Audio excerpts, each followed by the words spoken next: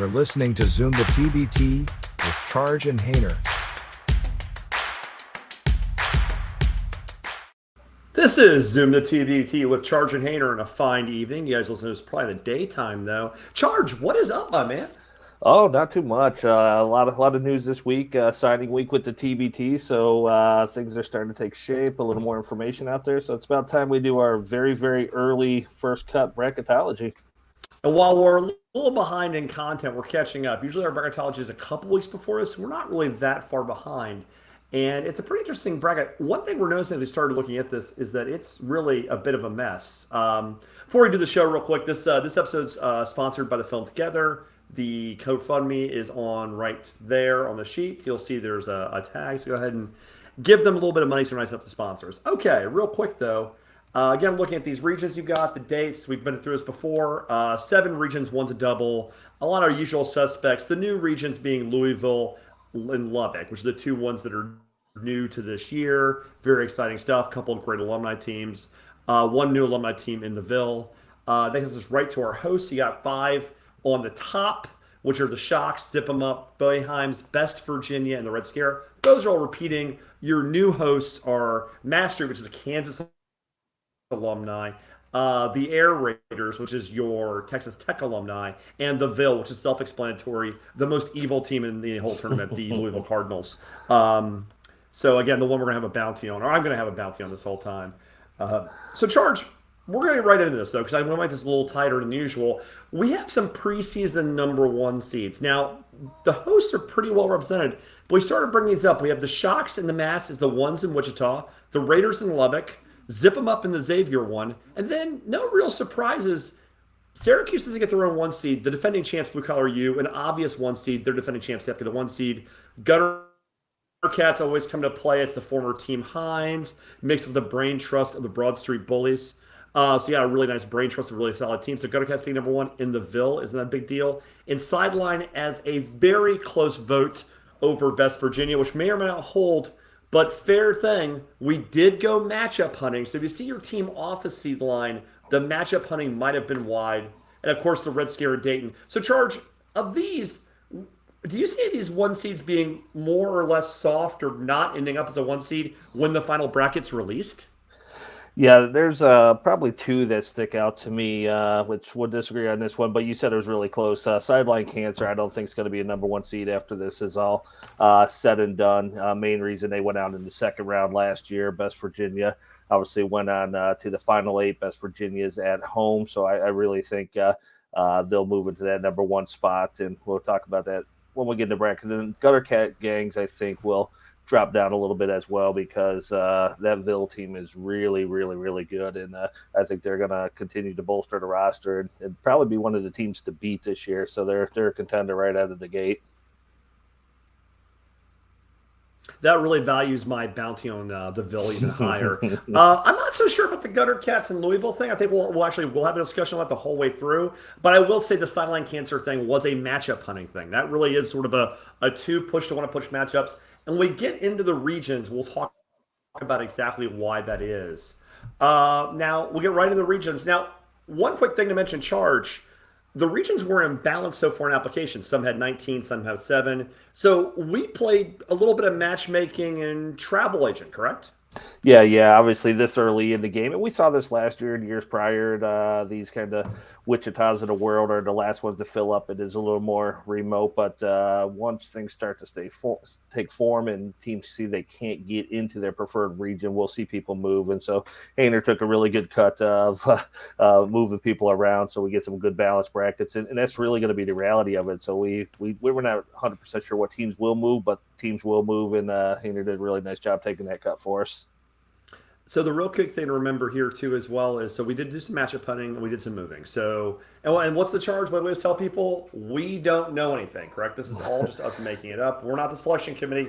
I mean, we should be, but we're not, correct? Right. Yeah. If people don't understand, we don't know anything at this point in time, then they haven't watched the show. And we no, but no. In all seriousness, we do put a lot of effort into trying to get this just about right. But yeah, the TBT has their criteria when they start to look at it based on matchups and watchability, and like we said, there's 90% basketball, 10% pro wrestling, as Hayner always says, and so they're going to shift the matchups and try to get the right plays as well. And some teams we may not think is as strong, but they have a better social media presence or maybe more watchable and more promotable on national television. But we take a good cut at it every year, have a little fun with it. We'll give it a shot. Okay, let's get right into this. We're going to release each one as a 2-pack, and we'll talk about maybe 2 or 4 at a time. So the left of the first half of Wichita, remember, Wichita is going to be a double regional, a basketball festival. We have the Aftershocks as one playing hoops for ALSL. If you're Lemonade, we actually interacted with them on Twitter today. They're like, we're going to Syracuse. I'm like, you might want to pack your bags. This is where we put them. We put them in Wichita against the Shocks. And then we had an all-SEC 4-5. Team Arkansas is always strong, even though they might be without a point guard this year because Jalen Barford has announced he's going back to Jackson.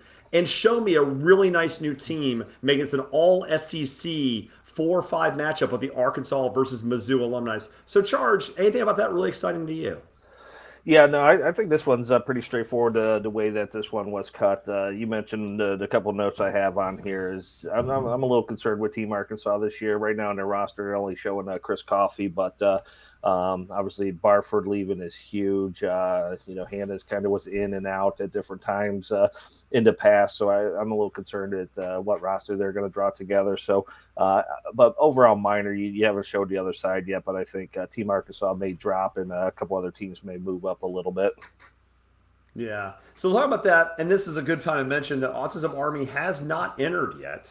But we're giving them a 3. And you might even say they're kind of underseeded. But again, we did do a little bit of matchup hunting. The Blue Crew is a 6. And then Florida TNT against Mental Toughness. Let's be honest here. If everything is strength in numbers, Florida TNT really is closer to a 1 seed than the Aftershocks, aren't they? Yeah, no, I would definitely think so. But Aftershocks, I've doubted them in too many years past to even say that. I mean, they show up every year. I mean, your boy Frank Camp puts out a show, makes some shots, and so I will not doubt Aftershocks after being burned a couple years in a row. But Terry. Confident in his team once again this year, feels good about the roster he's putting together. But yeah, that's a close 1-2. I think on paper, everyone would say Florida TNT is the better team, but Aftershocks has that home crowd and they know how to win in Wichita. That's for sure. Couple notes too. Some teams we moved. We moved Florida TNT. We moved Mental Toughness. We moved Hoops for LSF. We moved Florida TNT because there is no Florida region. They go where they want. And the other 2 were sort of filled out in Syracuse. We kind of moved them along. Let's go to the other half of Wichita. Again, Wichita being a double. And pretty interesting region here. Oh, before we get into this, also, Quad City, Flames, NIA Midwest missed the cut here. Keep trying. We don't know yet. I mean, again, we don't know anything, so could be wrong. Okay, Mass Street versus the Puerto Rico Boom. I'm not quite putting a bounty on Mass Street, though they did knock out Memphis in the worst game of my human life when they beat us in 08. But if Chalmers is in any way involved, there'll be a bounty there as well. Your 4-5, purple and black, setting up a Kansas on Kansas crime and second round. If they had passed to game D2 squad, D2 did not play last year, but they're always a tough out, and their leadership could be pretty interesting this year. They're always ready to play, so that's a really going to be a bloody game. I mean, purple and black plays to bruises, and so does D2. That's going to be a really physical matchup. Charge, even though D2 is pretty physical, if this breaks this way, would you see a Kansas on Kansas State matchup? Is that where this is going to end up? No, I'm always going to back D2. Yeah, I mean, the K-State team always shows up and plays really, really tough, but D2 every single year they get overlooked. I'd have to go back and look, but I think they've advanced every single time they've been in the TBT. I don't think this year is going to be any different. The one thing that's going to be interesting here, we talked about it before the show, is we're unclear if this is going to be 1 through 16 seeding or if this is going to be 2 pods of 8. I'm kind of hoping the 1 through 16 because I think TBT can kind of play with the matchups a little bit better and get some really, really intriguing second round, third round matchups that you may not get when you do it 8 and 8. So we'll stay tuned there. But yeah, I'm always going to be a D2 fan, and I think they'll show up and move on that one. But obviously, if this ends up being it, all the fans of TBT is going to be pulling for that Kansas on Kansas. Absolutely. Now, also, again, D2 is a team we moved. I believe are applying currently to West Virginia. West Virginia got a little crowded. We moved them around. Also, Team Challenge LS is one of the teams that is not declared a region yet, which is interesting because they are our 3 seed here. We have moved them this region. We don't know where they're going. We put them here. ALS affects people of all places, so put them wherever you want. The charity will have the same weight. And Ram Up would be a good 6 seed there. Filling up this thing, Heartfire versus We Are D3. Two friends of the program. Michael Reniak is the GM of D3. Mr. Mike Iliano, always the lovable Iliano is the Heartfire GM. Heartfire is really the 1 seed here, right? I went matchup hunting. They're the 1 seed, correct? I mean, they're the best team in this region. That's not really a question. We went matchup hunting. Yeah, and obviously when you get that home crowd, you're going to give it. We'll see what Kansas puts together. They got obviously the names of the players, enough people who played in the G League and overseas. They can put together a really really good squad. But I mean, history is on Heartfire's side. These guys come out and perform and just take care of business every time. So yeah, you can make that argument. Heartfire could make a run for that 1 seed.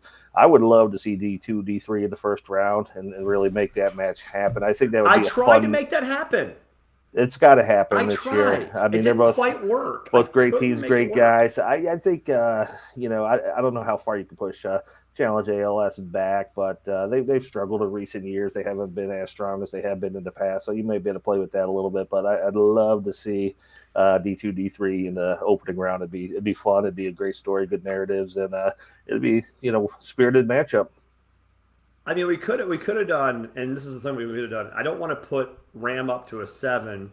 I didn't want to put ALS purple and black in a 4 or 5, but you could have done purple and black as the 5, ALS as the 4, shoved D2, D3 to the 3-6 game, and then made it Heartfire Ram Up. You could have done that. I did consider that something I really, really thought about, but I just seemed a little bit too pushing around. But yeah, I fought really hard. I wanted a D2, 3-3 matchup. I fought really hard. I just couldn't make it work. I was willing to move teams a seed line or two for a matchup. I just couldn't quite make that one work. Yep. So I really wanted that Kansas State one. Yeah, so but if they do 1 through 16, they can make that work real easy. So nice little. Yeah, it sounds like a straight 6-11 game. It sounds like a 6-11 game. Where they put it, but you could easily do it. Yeah, but we'll wait and see. So it should be fun to watch. Yeah, sure. So it's always, I mean, they're gonna, and TBT's gonna matchup hunt too. They're gonna take the best 60-ish teams, put a few in for stories, and then matchup hunt a lot. Which worth mentioning, Wichita, we moved 5 teams to Wichita out of the 16 spots, which is the most we moved. It's a double region, but still over half of the 8 teams were moved to Wichita for this reason, and 2 of the 4 free agents moved to Wichita to fill it out. They only have a small number of applicants right now, and it's just be turned into a mega region. So this is the hardest one to project, and we're done with the hard one off the bat. Okay, we're going to go to Lubbock. We're going to go to the area of Texas. We gave Air Raiders the 1 seed against competitive choice. I'm personally kind of assuming competitive choice might be a buy-in here, maybe. We'll figure out how that works. The 4-5 is pretty interesting. The LA Cheaters, one of the free agents. They don't know where they're going. And technically, Bleed Green also did not declare they're going to Lubbock, but they're North Texas. I think it's a fair assumption they're going to Texas. So that's a pretty spirited 4-5 game. Anything about this? I mean, is that 4-5 game? Bleed Green beat Eberline last year in a huge upset, and the Cheaters always come ready to play. And I believe you're the president of their fan clubs. That 4-5 game is going to be hot, isn't it?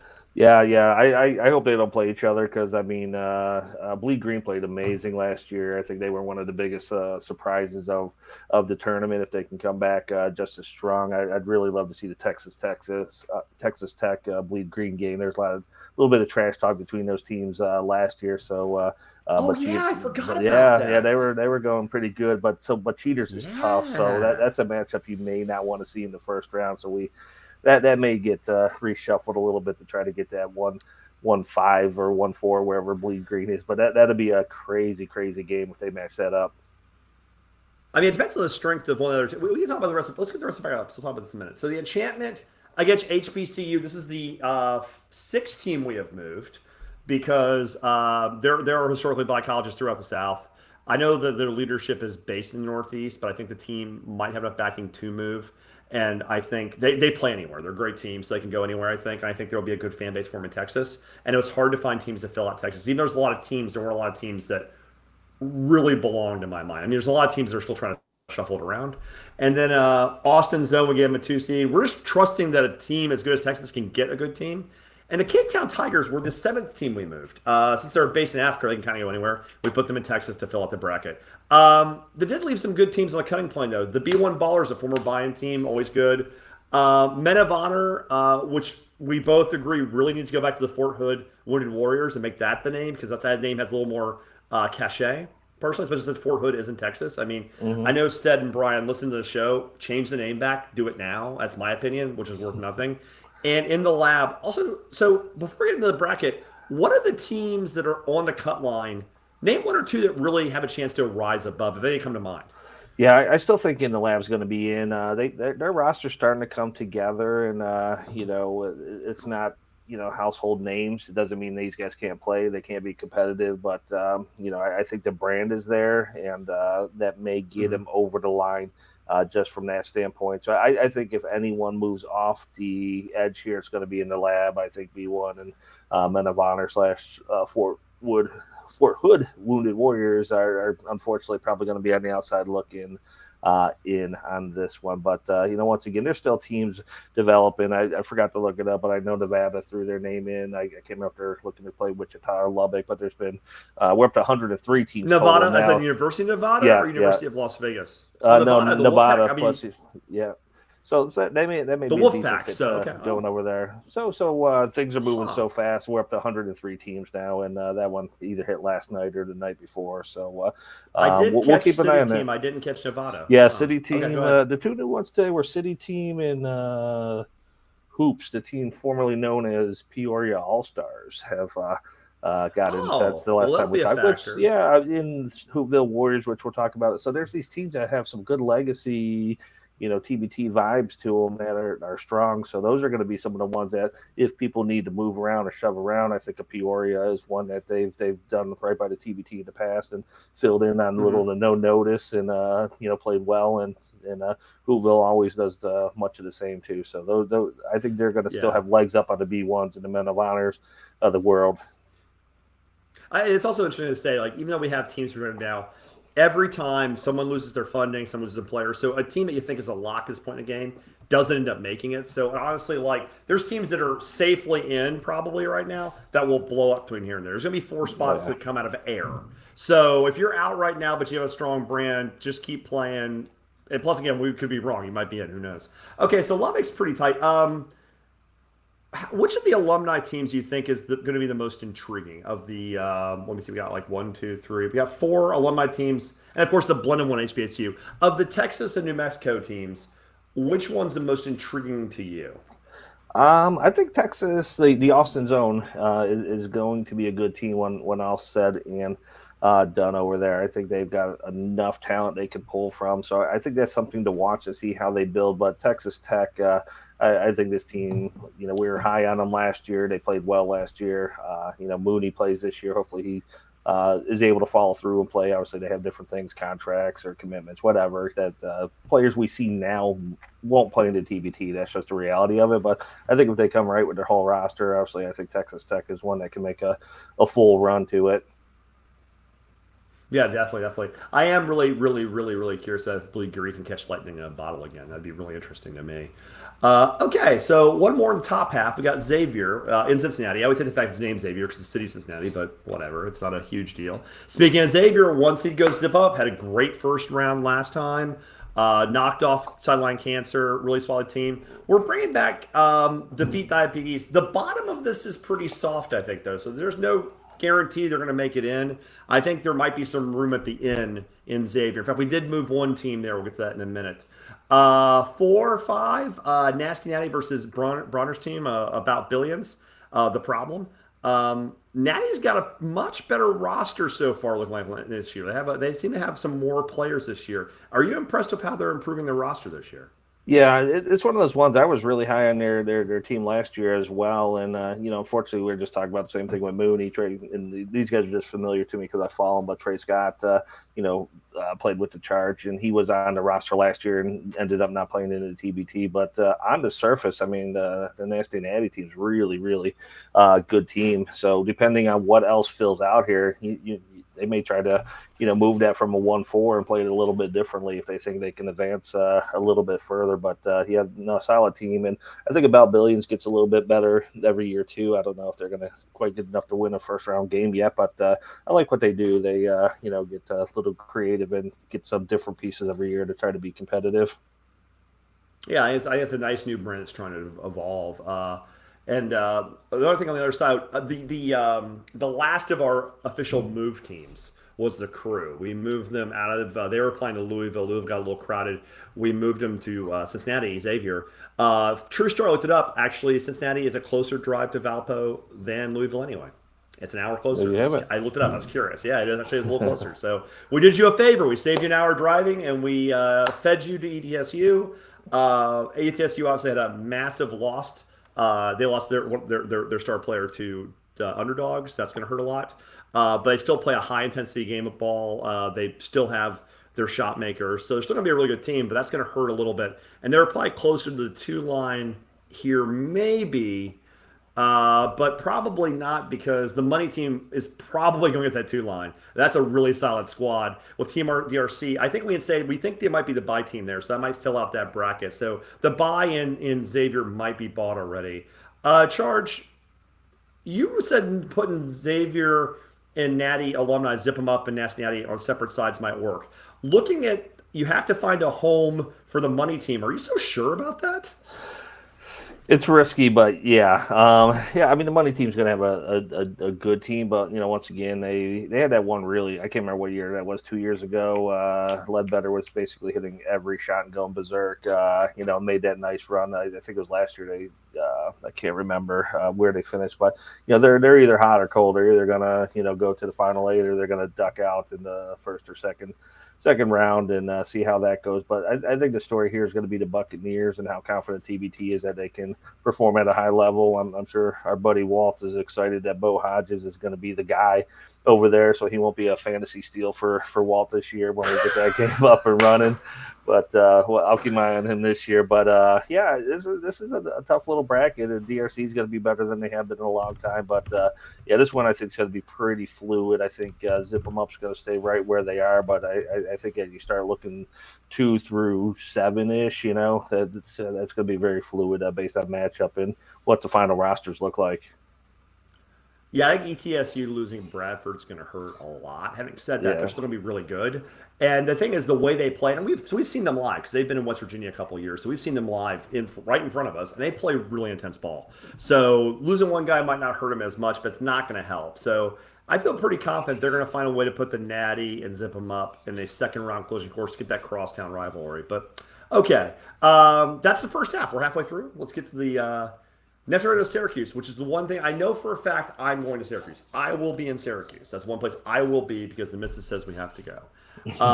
Even though they're hosts, they're not the 1 seed. Blue Collar U gets the 1 seed for obvious defending champion reasons. It's not a hard thing to do. The Buffalo alumni will get the 1 seed. I think that's the safest bet on the board. We put the Rhodey Way here. That may not hold. We gave the alumni a chance to get in there. It's a Northeast-based alumni. It's a good fan base in Rhode Island. Did you know, by the way, Charge, true story, Rhode Island isn't an island. Did you know that? I did know that, actually. Yeah, it's not an island. You know how old I was when Did we talk about this last year? I can't remember if we talked about this last year. Somehow. They didn't have a team, but somehow this conversation has come up before. Oh, Rhode Island believe it or not, not an island. I think it was a guy I worked with not recently, but differently. So I'm a licensed architect. I'm in a studio. I'm a very smart guy, but I'm not good at geography. And once my girlfriend was going to Rhode Island, I lived in New York. I'd never been to Rhode Island. I never even thought about it because who the hell thinks about Rhode Island, right? So I'm going there. Or I'm not going there, and my girlfriend's like, we're going to go to Rhode Island. And I'm like, oh, well, how do you get there? And she's like, what do you mean? I'm like, do you take a bridge? Is there a ferry? And she's just like, it's not an island. I'm like, what do you mean it's not an island? It's named Rhode Island. Because I've never thought about how it was shaped, never been there. And then I learned at the age of 30, it wasn't an island. Well, there you go. There you go. There you go. That's You the kind didn't. of You idiot you're hosting with. didn't. Anyway, Down in Memphis, you didn't need to know these things growing up. You didn't have to I mean, I fill live out in the New map. York now, so you'd think you would learn this. I mean, yeah, all they teach you in the South is, how to drink sweet tea, and, that's basically it. So that's pretty useless. Uh, okay, anyway. Your 4-5 YGC versus the Commonwealth, sort of a Boston player versus a Massachusetts fan base. Commonwealth is really interesting. They're going to be the 5 seed in this projected bracket. They're the people who are very much into they have the NIL backing them, which is a new story, having the name, image, and likeness collectives helping TBT teams. Is a very new, evolving story. Very interesting. The other side of the bracket, the nerd team versus the Big Five. That's going to be a fun game. I like that a lot. The Big Five is grossly underseeded here, kind of, as a 6. But I really wanted that YGC Commonwealth matchup. And I really wanted the nerd team to have a chance to do it again to the 2 seed. So this is purely matchup based. Like, honestly, Big Five is probably going to have a higher seed in reality than both YGC and the Commonwealth. And the reality is they're not going to in this exercise. Is I really want to set up that nerd Bayheims matchup. I think the world demands it again. So I think it's pretty safe. Your top 3 seeds here are pretty much set, honestly. Yeah, I think you hit this one almost on the head. The debate would be: do you give Bayheims the 2 seed after losing to Nerd Team last year? So it's on paper, does it really matter? 2-3, 3-6, whatever. But yeah, I would make the argument just for the pride factor. Nerd Team kind of earn that spot over Bayheims. But the thing about Bayheims is going to be interesting, and I don't follow college basketball as much as you do, obviously, but I read an article. Obviously, the benefactor of Bayheims is, kind of a little bit at odds with the university and NIL and how that's going. So I'm just kind of curious if that impacts the Bayheims Army team in any They're form recruiting? or fashion. Yeah, recruiting or funding, I guess we'll call it. But yeah, so like I said, I'm not an expert on it or know the full story behind it, but there's definitely articles out there talking about the NIL and him in the university. So, does he completely distance himself from anything orange, or, is this completely separate and it's business as usual? So I don't know, but it could be an interesting storyline if things change in Bayheim's Army land. Okay, so and I don't know if they're going to have funding or not. It's always a really good team. We moved a lot of teams out of this region. Mental Toughness, Hoops for LSF, and We Are D3 were all applicants here. We just told them we packed their bags, so it's just obviously full. I have very little confidence that URI is going to make it over India Rising. Actually, I put them in because I put also even that was matchup dictated because I wanted to give if Rhodey Way finds a way to upset Blue Collar U, which I mean they're probably not, but a UMass Rhodey Way even gives you an A10 game. So I mean it gives you still something fun to look forward to if something goes wrong. So, but I think India Rising very well could get that spot. I think that's kind of they're the team you're waiting for. And also Peacock Nation, they didn't win a bunch of games this year like they did last year. So maybe the iron isn't as hot. So maybe they get moved. So I think between India Rising, Rhodey Way, Peacock Nation, I think of those 3 teams, there's 2 spots, and I don't really know how they shake out. Yeah, it's going to come down to the buy-in. The last we had heard is that Syracuse, the 2 Wichitas, and Lubbock were, still kind of open from a buy-in position. So 48 are taken, but Indy Rising bought here last year, so I don't see any reason they would not buy here again this year. But obviously, they better move quick because the spots go quick and they may get locked out and not participating. But I think the thing is we don't know the numbers how the appeal was internationally with India Rising, and if it's a good story and a good narrative and they got good viewership, etc., then they even without the buy-in they could slip in there. So once again, not always the best team. There could be something more talented, but more of a international interest and something you can market a little bit will help them out because they do put a lot of work into their team and kind of promoting their team out there. Yeah. I mean, Brown Ballers is the tag, which I absolutely love. Yeah, so and then we still have a discussion on the last spot. That's after moving 3 teams out of this region. So you can see that Syracuse is a very difficult region because there's so many teams in it. Louisville, I will not be going to Louisville more likely because I don't want to get arrested for causing a riot. So I will not be at Louisville. That's one place I'll not be going. We have Gutter Cats as the guys from the STL, where I went to college, as your 8. Really fun team. A team that I think also might have Wichita their future if things break out of a buy-in here. Might be possible. Maybe Beasley throws a team in here. Who knows? War Ready. Hey, did you hear War Ready won a game last year? I did. It was amazing. Shocking. It was very shocking. I can't believe they won a game. Matt finally got over that hump. Can they do it again? Oh my God! Yeah, Ooh, we gave them an SEC against Auburn on Florida. Gatorverse without the O. Yeah, so that'd be they can't say Gator. They have to steampunk the name to make it Gatorverse. So the 4 or 5 being 4 War Ready, 5 Gatorverse.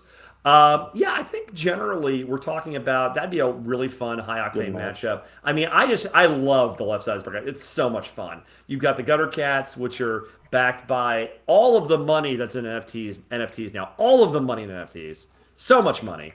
And then, of course, you have the guys who are a lot of fun, social media darlings. And then just 2 hot octane teams with Auburn and Florida alums as the 4-5 game. That's just must-see television all the way through, right? Yeah. I totally got distracted, but that's all right.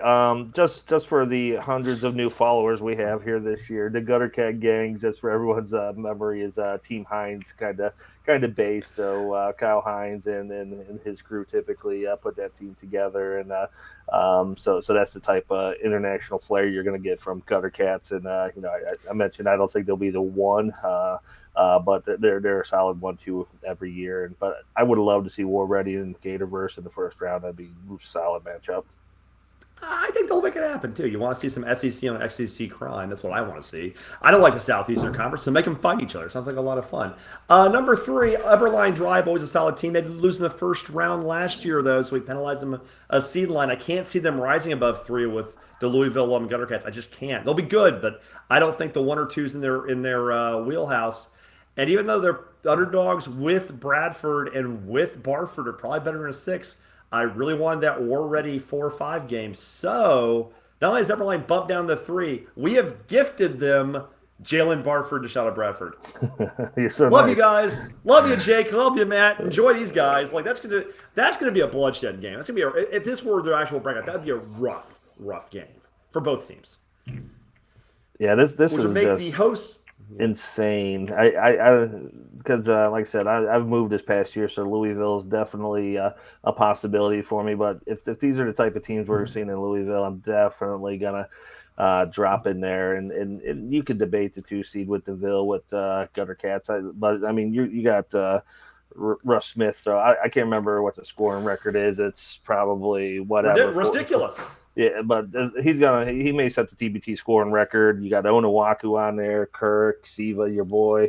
And so they're still not done announcing players either. So I really think this Ville moves up to that one line just to kind of secure something a little bit better, because you can't take a chance, because my guys from Fort Wayne, they will knock you off.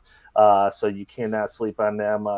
Taylor Persons is back. He's probably one of the most underrated people in the TBT by a landslide. This guy can ball, and so I think you are gonna have to move DeVille up to number 1, because you're not going to chance them to the Fort Wayne champs, and that's a fair point. You push 2 non-alumni teams, and whoever advances is going to be a great matchup in the next round. So I'm definitely flopping that out. That's actually a fair point. And anywhere close to this, I'm moving DeVille. That's a fair point. Actually. You're really smart and then what you just said. I mean, it's no disrespect to the guys because they can ball, they're really good, but like they're more of a playground team. Obviously, they're more for fun. Not say they can't ball, not say they can't win it. I'm not insulting them, but there's a difference between them and a very feisty.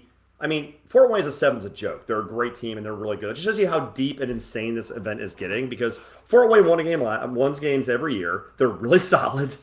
And put them as a 7. It's not an insult. It just shows you how deep this damn tournament is.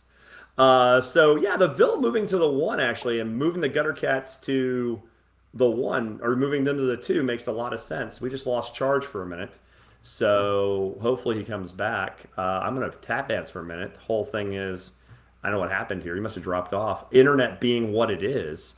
I'm going to email him real quick the hosting thing. So this is how our shows get made, and that's just the way it goes. So I'm going to go ahead and send him a link right now because we don't have a producer because we are low rent. So he's getting a email to come back, and I'm going to keep talking so you guys don't have dead air.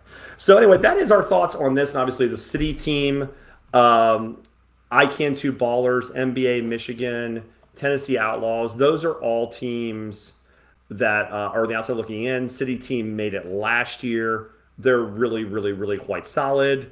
Yeah, really funny thing. Real quick, if you're listening, Charge's computer just decided to restart, so he's going to come back in just a minute, and we're just going to roll without him because, frankly, I don't need him. He's going to hear that later, obviously. Okay, so the West Virginia region, always a really, really, really solid region, and we moved a lot of teams out of West Virginia. So because it was really, really, really crowded. So we moved D2 out of there, and we moved them out. And still, it's a very, very crowded region. So first of all, we gave Sideline the 1 seed here, and they did lose in the first round last year. So this isn't necessarily what's going to end up happening. But I really think that they're going to get a good seed. And also, I did matchup hunt, and you'll see why in a minute where we pushed West Virginia, we pushed Herd for extremely obvious reasons. Dubois Team is also based in Pennsylvania, same as Sideline Cancer. So what ends up happening is that's going to be a nice little sort of hometown matchup in this one. Now, Happy Valley versus Dog Talk. These are two new alumni teams. So Happy Valley being the Penn State alum, we'd like to get them on a show at some point because my friends are desperate for Penn State content. Versus Dog Talk, which is the Georgetown alumni. Already started to get kind of some nice players together. Definitely going to have a really solid team. So this being a 4-on-5, new alumni, let's just see where it shakes out kind of game. High potential to be a high variance game between the Penn State and Georgetown alumni if it plays out this way. Heard that. And Founding Fathers is your 3-6. Herd being the 3, Founding Fathers being the 6. This is now a conference game, which is why it's played that way. Herd that and Founding Fathers are both members of the Sun Belt Conference. So these are two teams that are in the same conference now. Heard that of our buddy Ott will be coming back. Very exciting stuff. Founding Fathers are a really great story, really quality team. They've been in this event the last couple of years. And real quick, we're going to invite Charge back. We'll catch him up because this is how we do television here. Charge, we did not pause. Hey, I'm not cutting the tape, so I just kept talking to catch you up. Usually I don't watch these after the fact, but I have to. I can only imagine what Hayner had to say for 5 minutes on his own. So this is. I said I didn't need you. I just kept rolling. That's the truth of the matter. But I'm not editing this. We don't have any edit crew, so I'm not editing anything. Just let this roll on. Low budget, but I'm glad I made it back before we finished up West Virginia, though, because I do have some definite thoughts on this. Well, let's talk about this then. I'm almost done. Yeah, put that 2-7 up there. Okay, so let's put 2-7 up there, and I'll explain the logic, and then we're going to talk about this. So you get reacclimated. Yeah, I gotta say, you talk about what you did, and I'll tell you why you're wrong. Take it. Oh, hey, Mister, I can't make my computer work. Okay, so West Virginia as a 2 to play the 3 seed to make it a little cleaner, so that way we get the Herd West Virginia matchup early, get it out of the way. West Virginia basically has to play Pitt because that's the backyard brawl. It has to happen. Pitt probably will end up being better than the 7, but the reality is I needed to get that matchup in there, and I don't know what their roster is going to look like yet. So that's why I went matchup hunting. I purely went matchup hunting. Now, the danger of this, which I know you're going to say, is Pitt's going to be pretty good, the Zoo Crew of the 7, and could knock out West Virginia early and screw up the entire region. So you're probably not going to do that. So before we even get into the quality teams we've left off, including 2 legendary TBT programs in prime time and Woco Showtime, we have left off, which sucks. Tell me why I'm wrong. I'll probably even agree with you. You have the floor, Charge. Yeah, for 2 reasons. Sideline Cancer went out in the second round last year. West Virginia advanced to the quarterfinals. West Virginia's at home, so they have to be the number 1 seed over Sideline Cancer. And there's an easy fix to your matchup on it because I agree with Hayner. Talk to me. It's an easy 4-5. Heard that versus Zoo Crew. So, and of course, I'm not going to give Odd a 3 seed, because, it's Odd and it's Heard that. And so I got to I can't leave him as a 3. So give him at least a 4 or 5. I'll put Pitt above or put him 4 and give Odd the 5. But I think that's an intriguing matchup itself, just because the West Virginia kind of area, Pittsburgh area, have that rivalry going on, and that's a compelling matchup. Heard that versus Zoo, and you cannot go wrong no matter who wins that game.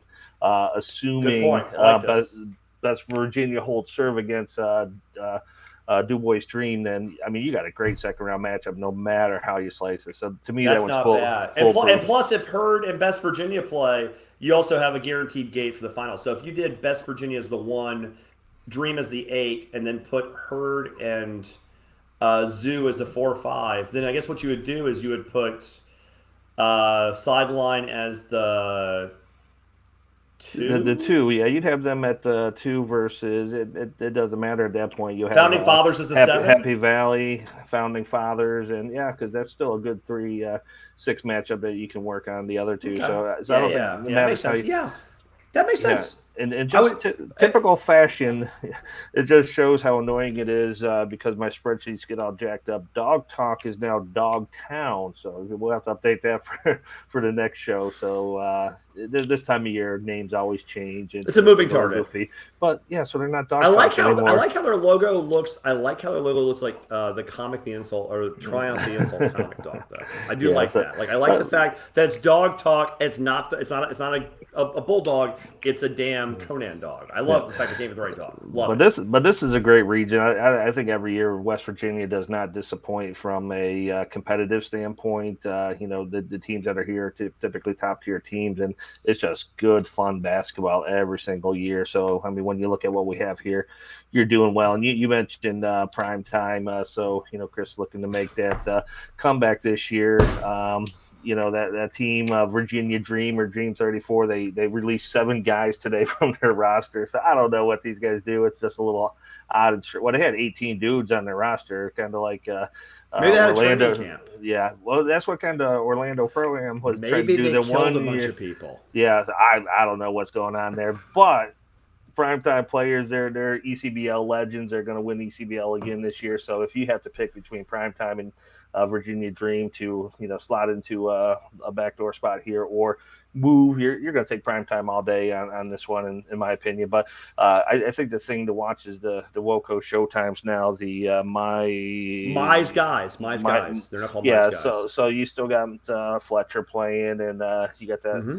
So will they get credit for the history of Showtime, or is this going to be looked at as a smaller alumni-based team that may struggle? So but this is definitely not the Showtime of old. It's a new product, new leadership on there. So will they get the same credit and be as appealing? Now, I will say this is one thing that's very interesting about this is there are 3 square logos up there. Square logos means the team does not have a current official logo. It's a soft one they're still working on, which usually means they're a new alumni team. New alumni teams often get announced to a lot of fanfare and then don't pan out. Now, Happy Valley is probably going to pan out. They honestly, they've been on the inside of TBT. They've been hyped up a lot. My guess is they hold. And Zucker's done it before. But Dog Talk, how confident are they're going to actually hold? I think everything looks good with it right now. Chris Wright's been involved in the TBT for a lot of years. So I think he knows the process. He knows what TBT is all about. The team's looking pretty good. Nothing over the top, but I think if they show up with a full squad of full Georgetown alumni, there's no way you leave them out. Well, then I guess it becomes WOCO on the cutting floor, because the thing about primetime, and primetime I think was, if not the hardest cut on in the real world, maybe the hardest spiritual cut, because they always try. They come every time. They play their asses off, and Chris Thomas runs a really classy program. But they just got squeezed out. But the good thing about primetime is, if you held this on the moon, they would go play. They're just here to ball. So you can ship. If there's a hole, you tell Chris Thomas, get there in 12 hours, and you give him 11 hours notice, he'll get there. So they'll move. If there's a spot for primetime in this tournament, it would not shock me. They were spiritually the hardest cut if they weren't on the floor the hardest cut. Yeah, I think what helps them too is, like I said, it's the 10th anniversary, and there's so much history with primetime in this tournament. So I think when it comes to some of these kind of splitting hairs, if we're splitting hairs on 2 teams, I think some of the kind of more nostalgic type picks will definitely get an advantage just because of the history. And I mean, it's crazy to think TBT's been around for 10 years already. So every year kind of comes and goes real fast. We get excited for another year, and 10 years down the road, here we are. Our baby's all grown up. It's all grown Mm-hmm. up. Okay, we got Yep. one more region to get through. Dayton. And Dayton's where we got a surprise for you guys. A surprise that I believe we completely made up. So let's get into it. Your one scare is the Red Scare. Ohio 1804 is right in that cut line, which, there might be a bye team there. So Ohio 1804 might want to start shaking loose some wants themselves. Metamaki, obviously a great squad. Team Colorado without Marcus Hall, because Marcus Hall is playing for Heartfire. Still a quality squad. They're coming back. Been in this before with Marcus Hall, but still a pretty nice little left-sided bracket. We're going to roll through this. Friday Beers, we were talking last night while watching the game, and we were texted by Friday Beers. They're moving. So I was working on this while they called. We got a text from one of them. So they're moving to date. We didn't move them. They moved themselves before we even got the slides done. It was hilarious. Against Team Overtime, which would be a really fun matchup. AJ Mahar, Vinny Vitrone, they're dangerous without money. Having an actual sponsorship makes them really dangerous. So that's a pretty nice little 3 seed. Okay, Charge. What's going on here? What is this? Craziness, but yeah, we had to kind of make some stuff up. Hater said that Carmen's Crew, Michigan. I think that's what everybody's waiting on to see what happens with these two teams as this starts to fill out. So both of them, have showed interest in playing and have declared. Well, technically Michigan has not declared they're playing, but Carmen's did on social. But Michigan, like I said, they were hyping They haven't it on applied there. yet. They haven't applied. Neither team has applied, but that's going to cause a ripple effect. Because if you drop both those two teams in a date, and then I think people are going to avoid this thing like the plague and just get out of here if they can. That's just going to be just insane. But that Friday Beers team is going to be insane too. So this one's tough matchups, and then you still got some legacy people like the Chicago Hoopville Warriors, which is out there. Which I mean, it's a mini Akron alumni team. That's a tough cut. In the That's past. a tough cut. UNLV, if they show up with a full roster, I mean, it's a large program, so it's going to be tough to kind of deal with them. So this one here is going to be probably one of their tougher regions to get into. So, but hopefully they'll declare Carmen's or Michigan here fairly soon and kind of get some clarity around that. Or honestly, I mean, look, it's crowded enough. Maybe they don't. Maybe they don't play this year to give a few more spots to some teams. I won't cry either way. But as you can tell, this is a really, really loaded bracket. So let's look at the whole thing as an abstract. So we have the whole field projected. And again, this is a snapshot in time. This is our colleague at ESPN, Joe Lenardi, does this for ESPN, except they pay him money and people take him seriously, and we're just a couple of clowns. But at the same time, it's hard to do. So we've got the 8 hosts. They're in. And then we have the teams that are in. So these are the teams that are in. This is the 32 teams, the 8 hosts and 24 bids. These teams are in. Okay? And then it gets more interesting. Excuse me. Big belcher from soda. Then it gets all the rest of the teams, okay? So it gets really crowded. So you start looking at these lines, there isn't a lot of room. Like, we try to cut teams. Then you look at the bubble.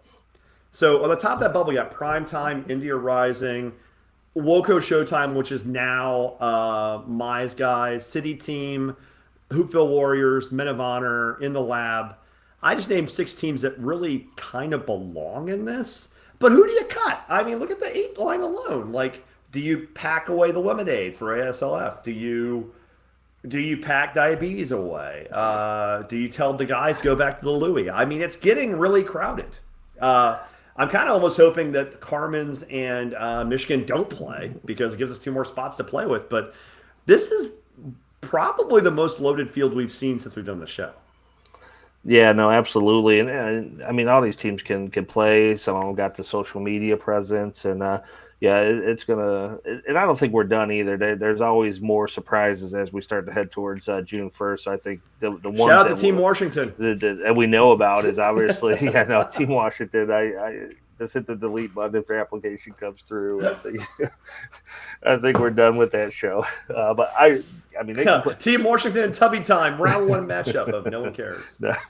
But yeah, I think that's going to be the key is, who are we missing? Could there be a Kentucky team that rolls through? Ohio State, Michigan. I mean, and there's got to be teams we don't know about that just kind of show up. And we'll have to deal with them when we get there. But, we'll see how it is. I mean, it's the first cut. So, we do these just obviously for fun and entertainment, but it starts to give everyone else a chance to visualize where they could be playing, where they might be playing, how tough it's going to be. And kind of reality starts to set in when you start to put it 1 to 64.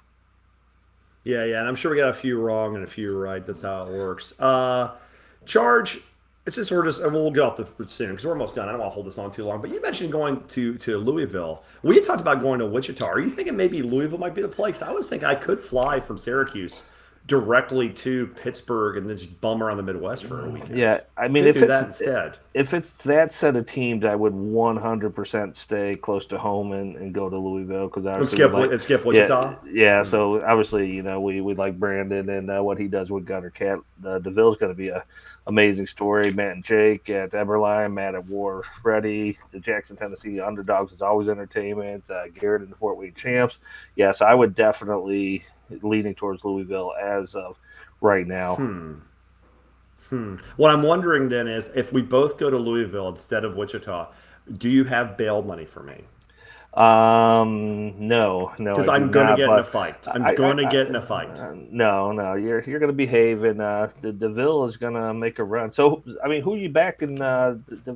Who's going to take him out? Right now, I got DeVille out of the way. I don't care. So if I go to Louisville, first of all, again, there will be a bounty because as a Memphis fan, I hate Louisville. I mean, you're fans of these I don't hate them personally. They're nice guys, But there's no Memphis-based team here. So, I mean, obviously, there's I know that we're pulling for. We love the Everlines of the world. We, got this great rapport with War Ready, so we want to see those guys do well. But I think DeVille's going to make a big run.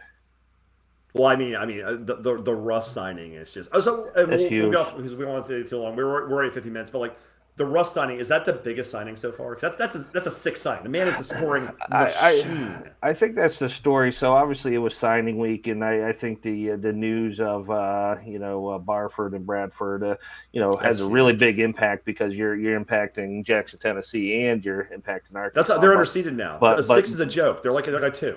But seeing DeVille come together and as legit as it is, I mean, these guys are going to be tough to beat. But Russ Smith is, one of the premier scorers in the world. So this is a guy. I don't think we've seen anyone like Russ Smith in the TBT quite yet. It's going to be obviously closest thing would be Jimmer. And Jim are the same. You got to go crazy scores. Yeah, you got to go out and play the game. But if it lives up to the hype and what we know he can do, it's going to get insane. So I think. Definitely, he's the top player announced so far. The Barford Bradford thing, Barford